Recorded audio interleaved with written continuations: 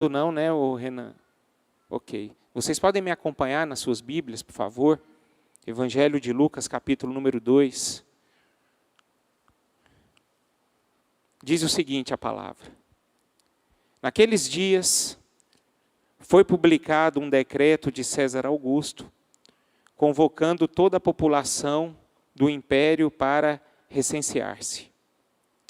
O primeiro recenseamento, foi feito quando Quirino era governador da Síria. Todos iam alistar-se, cada um à sua própria cidade.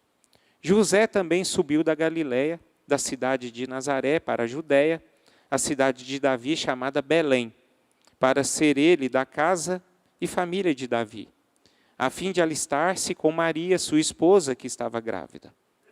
Estando eles ali, aconteceu completarem-se-lhes os dias. E ela deu à luz o seu filho primogênito. Enfaixou-o e o deitou numa manjedoura, porque não havia lugar para eles na hospedaria. Havia naquela mesma região pastores que viviam nos campos e guardavam o seu rebanho durante as vigílias da noite. E um anjo do Senhor desceu aonde eles estavam, e a glória do Senhor brilhou ao redor deles, e ficaram tomados de grande temor. O anjo, porém, lhes disse: não temais, eis aqui vos trago boa nova de grande alegria, que será para todo o povo. É que hoje vos nasceu na cidade de Davi o Salvador, que é Cristo o Senhor. E isto vos servirá de sinal. Encontrareis uma criança envolta em faixas e deitada em manjedoura. E subitamente apareceu com o anjo uma multidão de milícia celestial, louvando a Deus e dizendo: glória a Deus nas maiores alturas, e paz na terra entre os homens, a quem Ele quer bem. E ausentando-se deles os anjos para o céu, diziam os pastores uns aos outros: vamos até Belém e vejamos os acontecimentos que o Senhor nos deu a conhecer. Foram apressadamente e acharam Maria e José e a criança deitada na manjedoura. E vendo-o, divulgaram o que lhes tinha sido dito a respeito deste menino. Todos os que ouviram se admiraram das coisas referidas pelos pastores. Maria, porém, guardava todas estas palavras, meditando-as no coração. Voltaram então os pastores, glorificando e louvando a Deus por tudo o que tinham ouvido e visto, como lhes fora anunciado. Completados 8 dias para ser circuncidado o menino, deram-lhe o nome de Jesus, como lhe chamara o anjo antes de ser concebido. Passados os dias da purificação deles, segundo a lei de Moisés, levaram-no a Jerusalém para o apresentarem ao Senhor, conforme o que está escrito na lei do Senhor. Todo primogênito ao Senhor será consagrado, e para oferecer um sacrifício segundo o que está escrito na referida lei, um par de rolas ou 2 pombinhos. Havia em Jerusalém um homem chamado Simeão, homem este justo e piedoso, que esperava a consolação de Israel. O Espírito Santo estava sobre ele. Revelara-lhe o Espírito Santo que não passaria pela morte antes de ver o Cristo do Senhor. Movido pelo Espírito, foi ao templo. E quando os pais trouxeram o menino Jesus para fazerem com ele o que a lei ordenava, Simeão o tomou nos braços e louvou a Deus, dizendo: agora, Senhor, podes despedir em paz o teu servo, segundo a tua palavra, porque os meus olhos já viram a tua salvação, a qual preparaste diante de todos os povos, luz para a revelação aos gentios e para a glória do teu povo de Israel. E estavam o pai e a mãe do menino admirados do que dele se dizia.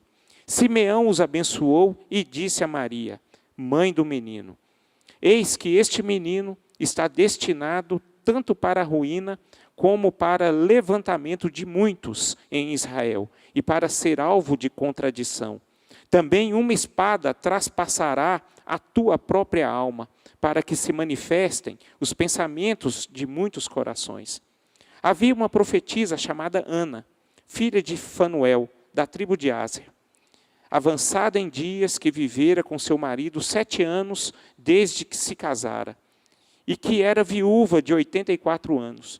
Esta não deixava o templo, mas adorava noite e dia em jejuns e orações. E chegando naquela hora, dava graças a Deus, e falava a respeito do menino a todos os que esperavam a redenção de Jerusalém. Cumpridas todas as ordenanças, segundo a lei do Senhor, voltaram para a Galiléia, para a sua cidade de Nazaré. Crescia o menino e se fortalecia, enchendo-se de sabedoria, e a graça de Deus estava sobre ele. Ora, anualmente iam seus pais a Jerusalém para a festa da Páscoa. Quando ele atingiu 12 anos, os 12 anos, subiram a Jerusalém, segundo o costume da festa. Terminados os dias da festa, ao regressarem, permaneceu o menino Jesus em Jerusalém, sem que seus pais o soubessem. Pensando, porém, estar ele entre os companheiros de viagem, foram um caminho de um dia, e então passaram a procurá-lo entre os parentes e os conhecidos. E não o tendo encontrado, voltaram a Jerusalém à sua procura. 3 dias depois, o acharam no templo, assentado no meio dos doutores, ouvindo-os e interrogando-os. E todos que ouviam muito se admiravam da sua inteligência e das suas respostas. Logo que seus pais o viram, ficaram maravilhados. E a sua mãe lhe disse: Filho, por que fizeste assim conosco? Teu pai e eu, aflitos, estamos à tua procura. Ele lhe respondeu: Por que me procurareis? Não sabíeis que me cumpria estar na casa de meu pai? Não compreenderam, porém, as palavras que lhe dissera. E desceu com eles para Nazaré, e era-lhes submisso. Sua mãe, porém, guardava todas essas coisas no coração. E crescia Jesus em sabedoria, estatura e graça diante de Deus e dos homens. Senhor, nós estamos, ó Pai, diante da Tua palavra. E peço, Pai, em nome de Jesus, seja engrandecido, seja glorificado, para a honra e glória do Teu nome, por meio desta palavra, Senhor. Em nome de Jesus, amém e amém. Queridos, nós lemos aqui este capítulo número 2 inteiro, para nós entendermos o início da vida de Jesus Cristo. O nascimento, fala do nascimento dele, até ele se tornar um pré-adolescente, né? E o que eu acho interessante, no versículo 52, o último versículo desse capítulo, o evangelista Lucas diz o seguinte: E crescia Jesus em sabedoria, estatura e graça diante de Deus e dos homens. Acho interessante que no livro de João, capítulo 1, versículo 14, diz o seguinte: E o Verbo se fez carne e habitou entre nós, cheio de graça e de verdade. E vimos a sua glória, glória como do unigênito do Pai. Uma das mensagens centrais do Evangelho que proclamamos é que Deus, na pessoa de Jesus Cristo, Ele se fez homem, encarnou para que a salvação pudesse ser concretizada. Embora esse seja o tema central do Evangelho, meus irmãos, há uma festa anual, fruto da tradição cristã que celebra o nascimento de Cristo ou encarnação de Cristo. Quero dizer a vocês que ela não é necessariamente uma ordenança e nem necessariamente uma proibição bíblica. Mas nós precisamos olhar todo o tempo, toda a celebração de Natal, à luz da perspectiva bíblica. É importante nós olharmos para a Bíblia a respeito do Natal, porque muitas pessoas não têm o entendimento, não têm sabedoria nenhuma o significado de um Natal, né? Nós podemos ver várias e várias pessoas celebram o Natal de uma forma totalmente diferente da forma como elas devem, né, celebrar. Então, queridos, gostaria também de ler a palavra de Deus em Filipenses, capítulo 2, versículos 5 a 11, para olharmos, né, esse Jesus Cristo, que diz o seguinte: tende em vós o mesmo sentimento que houve também em Cristo Jesus, pois ele, subsistindo em forma de Deus, não julgou como usurpação o ser igual a Deus. Antes a si mesmo se esvaziou, assumindo a forma de servo, tornando-se em semelhança de homens, e reconhecido em figura humana. A si mesmo se humilhou, tornando-se obediente até a morte e morte de cruz. Pelo que também Deus o exaltou sobremaneira e lhe deu o nome que está acima de todo nome, para que ao nome de Jesus Cristo se dobre todo o joelho, nos céus, na terra e debaixo da terra, e toda língua confesse que Jesus Cristo é Senhor, para a glória de Deus Pai. Como eu disse antes, queridos, o tema central do Evangelho é que Deus, na pessoa de Jesus, encarnou, subsistindo na forma de Deus. Então, queridos, as afirmações das Escrituras a respeito da divindade de Cristo, elas são incontestáveis. Elas são incontestáveis. No livro de João, capítulo 1, do verso 1 a 3, diz o seguinte: no princípio era o Verbo, e o Verbo estava com Deus, e o Verbo era Deus. Todas as coisas foram feitas por intermédio dele, e sem ele nada do que foi feito se fez. É este Verbo apresentado como Deus, apresentado como Criador de todas as coisas, que se decide se fazer carne e habitar entre nós. Ou seja, o que nós temos aqui é uma encarnação. É uma encarnação do próprio Deus, da figura de Jesus Cristo no meio de nós. A Bíblia ela nos direciona para entendermos isso. O Deus pré-existente, ele decide se tornar um homem e ele assume a forma humana de uma forma tremenda, queridos. E nós podemos observar aqui que o próprio Deus se esvaziou. Ele se esvaziou, se fez de Jesus, para que nós pudéssemos conhecer qual é a vontade e o plano de Deus para as nossas vidas. Acho interessante que Deus ele abre mão não da sua essência, e ele também não abre mão da sua identidade como Deus. Mas acho interessante que quando Deus ele se torna um Jesus, ele deixa de usar os seus atributos exclusivos do próprio Deus. Como exemplo, quais são os atributos exclusivos de Deus? A palavra de Deus nos orienta e nos direciona que ele é onipresente, onisciente e onipotente. E esses três atributos de Deus, Jesus, ele não demonstrou. Jesus, ele não foi onipresente. Ele não demonstrou a capacidade de estar presente em todo lugar. Ele não foi onisciente, a capacidade de conhecer todas as coisas. E ele não foi onipotente, capacidade de ter todo o poder. Porque esses três atributos, eles são exclusivos de Deus. Jesus, ele tendo a essência de Deus, ele não atribuiu, ele não testemunhou na sua vida esses atributos de Deus. A onipresença, sobre a onipresença de Jesus, nós podemos observar que ele estava limitado a um corpo. Ele não estava presente em todo lugar. Jesus, ele como uma figura humana, ele saía de aldeia em aldeia para falar e pregar o Evangelho de Deus em cada parte. Ele fazia isso em cada lugar onde ele estava.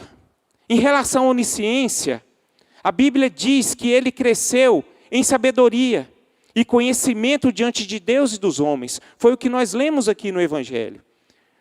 do versículo 52 de Lucas. A palavra de Deus diz que Jesus crescia em sabedoria, estatura e graça diante de Deus e dos homens. E a palavra também nos direciona que Jesus Cristo, ele aprendeu a obedecer a Deus. Em Hebreus capítulo 5, versículo 8 a 9.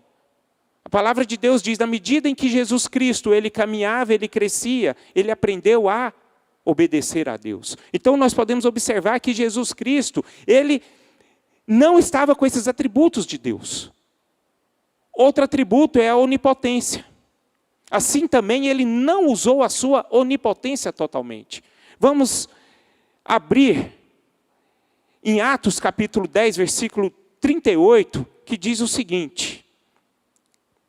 Vou abrir lá.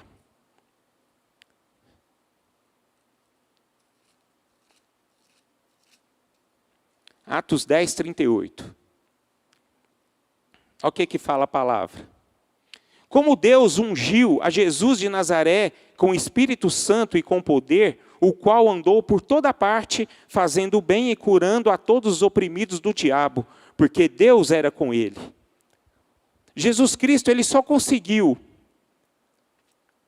operar sinais e milagres onde ele estava, porque ele estava debaixo da unção do Espírito Santo de Deus.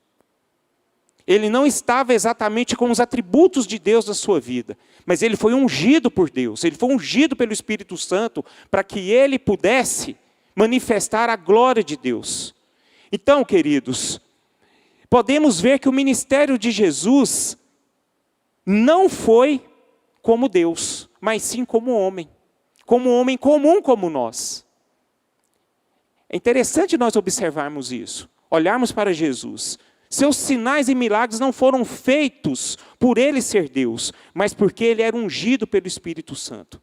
Se assim não fosse, não faria sentido Jesus dizer, como está escrito em João capítulo 14, versículo 12, que ele diz o seguinte, aquele que crê em mim fará também as obras que eu faço e outras maiores o fará. Interessante isso. Jesus, ele mesmo disse, se vocês tiverem a unção do Espírito Santo, se vocês forem ungidos pelo Espírito Santo, vocês poderão fazer obras muito maiores das quais eu o fiz.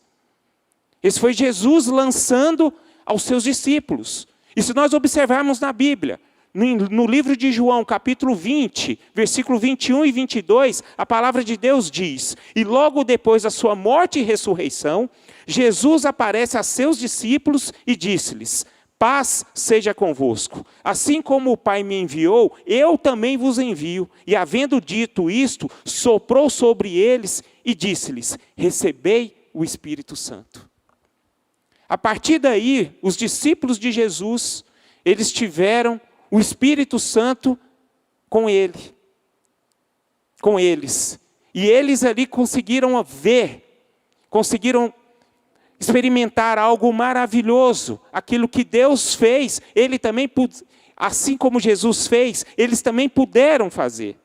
Então, através desse relato bíblico, queridos, podemos afirmar que Jesus exerceu seu ministério como uma pessoa normal, mas uma pessoa sendo guiado pelo Espírito Santo. O que eu quero dizer com tudo isso? Com todas essas coisas? Eu tenho no meu coração que todos nós fomos chamados para fazer exatamente aquilo que Jesus fez. E eu creio que, eu tenho também no meu coração, a melhor forma de celebrarmos o Natal é sermos imitadores de Cristo. É fazermos aquilo que Cristo fez. Aquilo que Cristo se manifestou. Eu quero que vocês entendam que Jesus Cristo, quando ele nasceu como uma pessoa como nós, queridos. Uma pessoa comum, uma pessoa simples, sujeita aos mesmos sentimentos, aos mesmos erros, aos mesmos fracassos e às mesmas tentações. Mas, no entanto, ele obedeceu. Ele sofreu o que sofreu, mas ele cumpriu aquilo que foi designado para ele.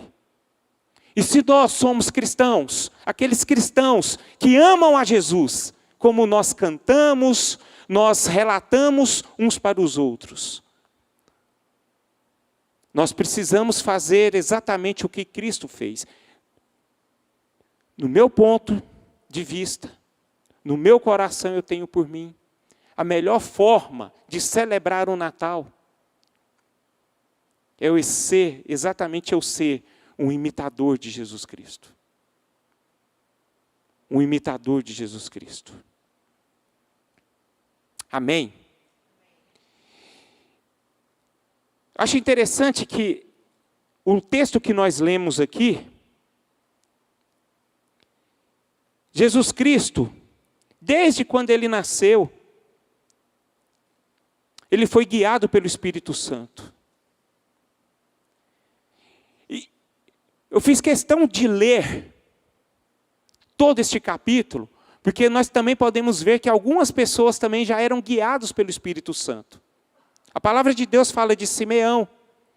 E a palavra de Deus também fala de quem? De Ana. Mas eu quero citar aqui Simeão. Simeão orientado pelo Espírito Santo. Ele ficava no templo.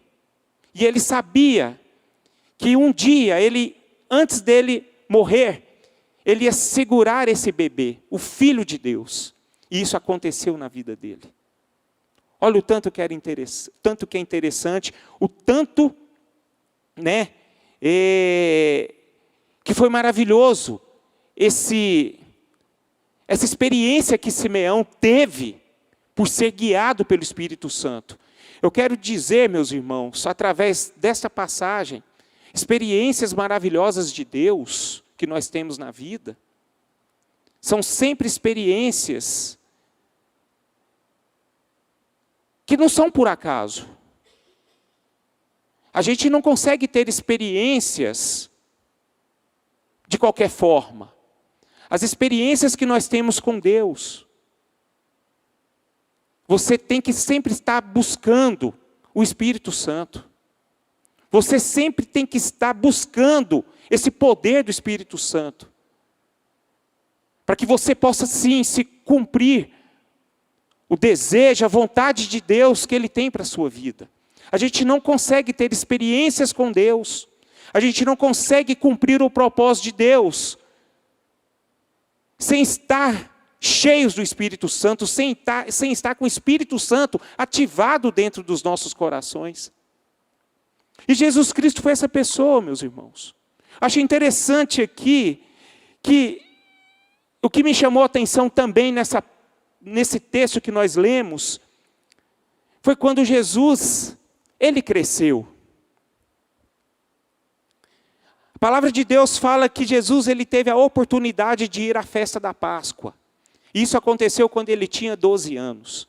Acho interessante que na palavra de Deus, a gente procurando na palavra de Deus, a gente não tem o relato bíblico. Como é que foi Jesus, do seu nascimento até os seus 30 anos de idade? A gente pode procurar nos evangelhos, a gente não acha. O evangelista Lucas, ele relata exatamente esse dado aqui. Quando Jesus completou 12 anos, ele foi nessa festa da Páscoa, ele foi para Jerusalém. Naquele tempo, as pessoas que poderiam começar a frequentar essa festa da Páscoa, lá em Jerusalém, elas tinham que ter essa idade de 12 anos para frente. Aí sim eles poderiam, participar. E o que Jesus fez ali naquele momento? Quando ele participou, ele chegou lá em Jerusalém, a palavra de Deus diz que ele foi para onde? Para a casa de Deus, para a casa de seu pai. Eu fico vendo Jesus, preste bem atenção aqui comigo, vamos olhar para Jesus, queridos, como pessoas comuns. Então Jesus era aquela pessoa comum naquele momento. Mas por ele ser guiado pelo Espírito, você vê Jesus, ele com a satisfação, com uma alegria, com regozijo de estar na casa do Pai.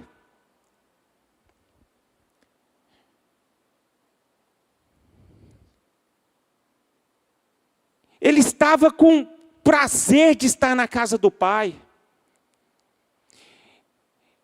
Ele perdeu o tempo por estar tão alegre de estar na casa do Senhor. Aí eu pergunto para mim, será que eu tenho essa mesma alegria de Jesus, de estar na casa do Pai? Será que eu tenho essa mesma satisfação que Jesus teve quando Ele chegou ao templo, quando eu venho na casa de Deus? Isso eu me perguntei, meus irmãos. E creio eu, que Jesus, Ele teve essa alegria, essa satisfação, esse desejo de estar ali na casa do Pai, conversando com as pessoas o ouvindo, Ele cheio de conhecimento, cheio de sabedoria, Ele também ouvindo aqueles escribas, eles discutindo a palavra de Deus. É porque Ele estava com o Espírito Santo, Ele estava cheio do Espírito. E creio eu, meus irmãos, para nós termos essa satisfação de estar na casa do Senhor, nós temos que estar cheios do Espírito Santo também. Nós temos, porque se a gente não tiver com o Espírito Santo ativo em nossos corações, você sabe do jeito que nós vamos embora? Como se nada tivesse acontecido. Às vezes eu vim aqui só cumprir uma programação, que é um ritual que eu tenho há muitos e muitos anos, e não faz relevância nenhuma eu estar aqui. Agora a vontade de Deus, eu vendo a figura de Jesus Cristo, eu olhando para Ele, que todos os dias Ele estava na casa de oração, na casa de Deus, Ele estava com alegria plena. Aí eu pergunto para vocês essa noite, será que nós temos essa alegria de estar na casa de Deus? Será que eu sou completo quando eu estou na casa de Deus? Será que isso me completa? Será que a casa de Deus é o melhor lugar que eu frequento?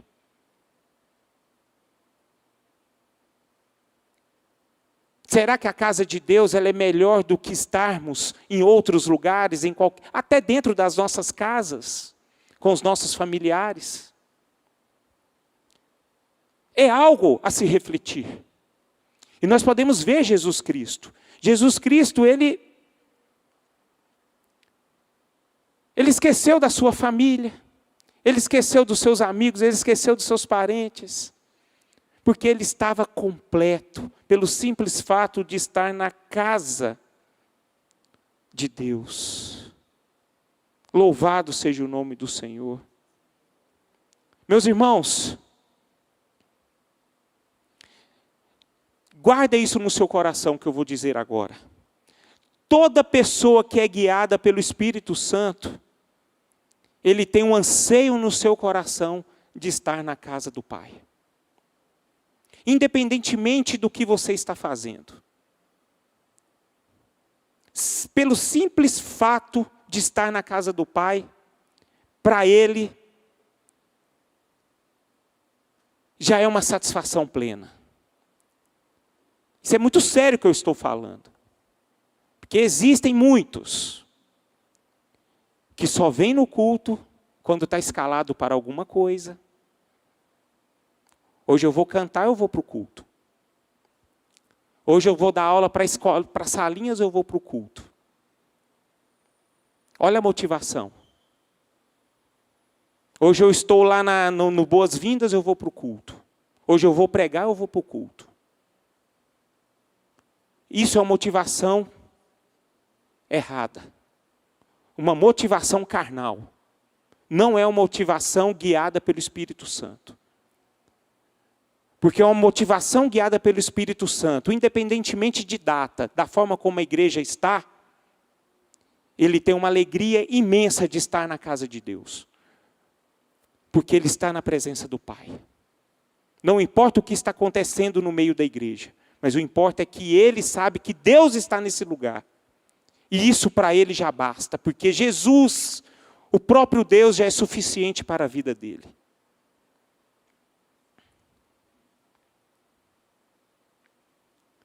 Segunda coisa que nós podemos destacar aqui, que eu acho interessante na palavra de Deus que nós lemos, A palavra de Deus diz que seus pais, José e Maria e seus familiares, eles foram embora, certo? Eles caminharam. Depois de um dia de caminhada, eles esqueceram Jesus. Eles esqueceram de Jesus. O que me leva a refletir sobre isso? Será que quando nós vamos embora da igreja, será que nós deixamos Jesus aqui? Ou nós levamos Jesus juntamente conosco em nossos corações?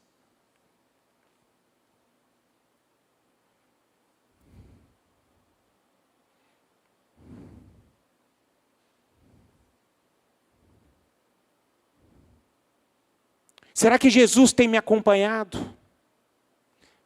Ou seja, será que eu tenho dado espaço para Jesus me acompanhar?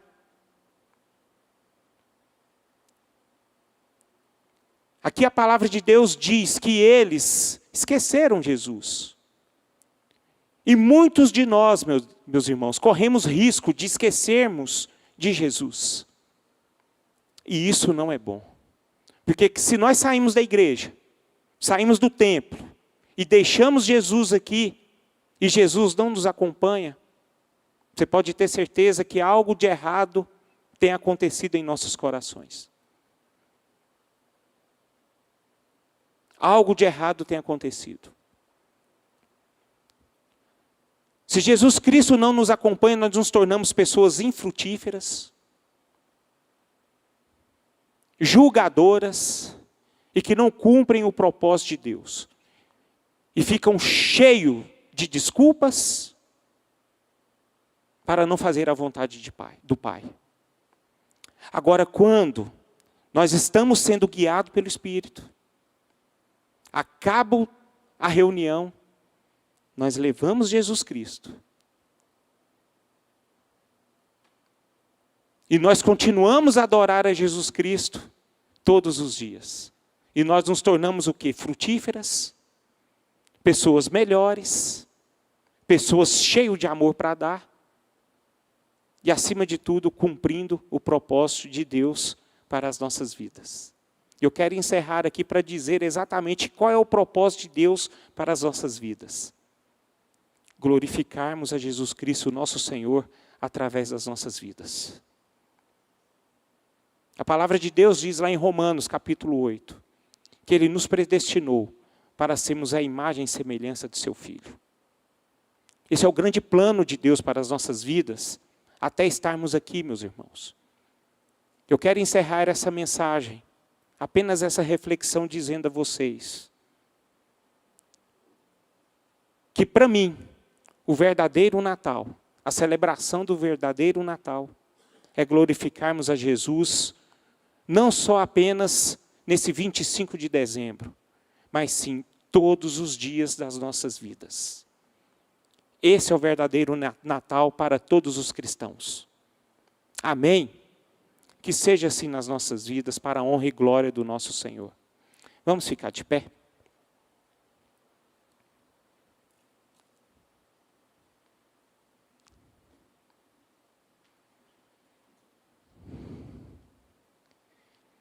Vou fazer algumas perguntas aqui, queridos. E guarde isso no seu coração. Você tem desejado estar na casa de Deus?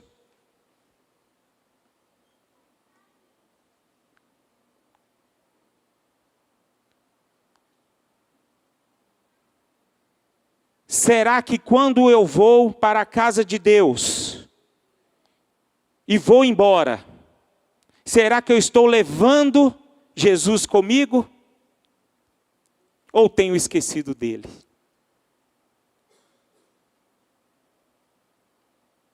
Feche seus olhos.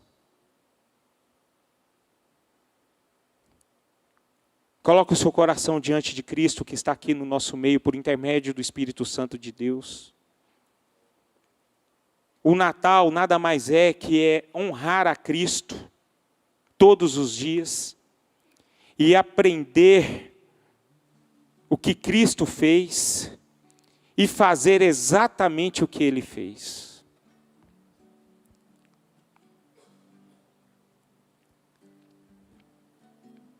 ora ao Senhor, primeiro agradeça a Ele.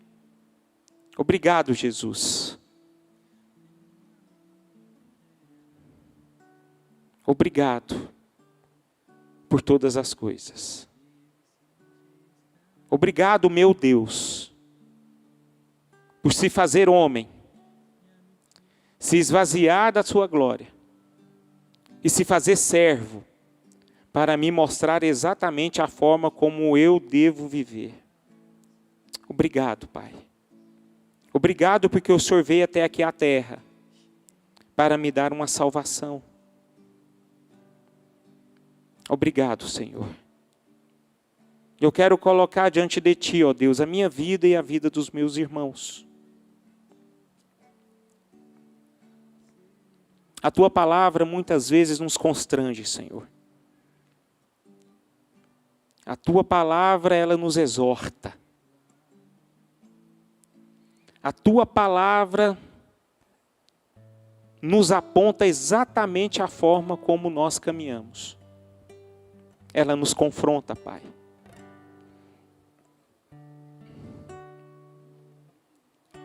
E eu só peço ao Senhor aqui esta noite, por intermédio do Teu Espírito Santo,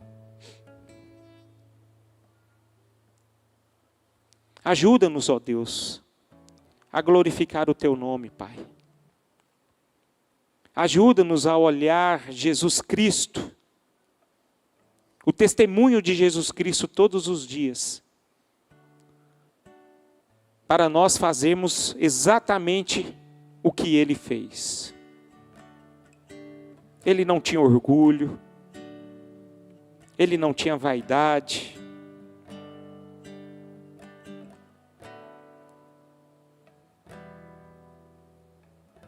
Ele amava, Ele dava a mão, Ele tinha intimidade com o Senhor, Ele orava, Ele buscava o Senhor todos os dias, Ele tinha prazer de estar na casa do Senhor, Ele vivia para a glória do Senhor. O que importava para Ele é satisfazer o coração do Senhor, não o coração de homens, e nem o seu próprio coração. E que nós sejamos assim, Senhor, esse povo que glorifica o Teu nome, da mesma forma como Cristo Jesus o fez, Senhor.